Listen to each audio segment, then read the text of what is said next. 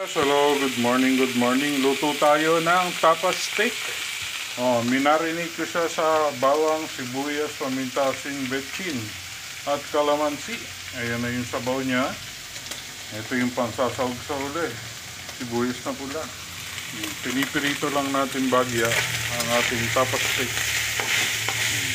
Tapos ilalagay yung sabaw.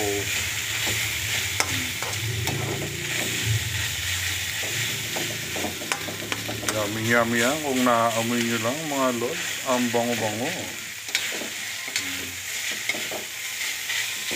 Pag ito ganito ulam, marami nakakain si Bunso. Saka si Nora. Ayaw naman magsitaba.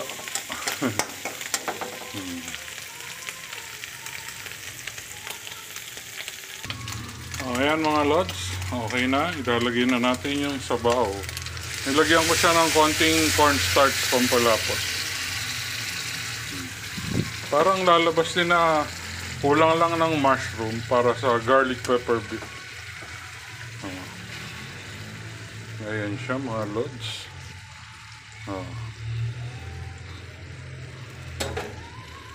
Diba? Ang ganda.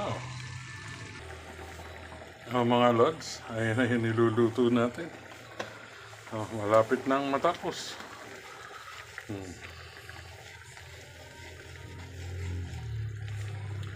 Yung tapas steak parang naging garlic pepper beef.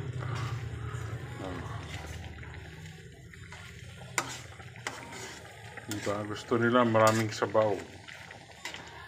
Pero malapot yan. Sisimmer pa natin ng konti.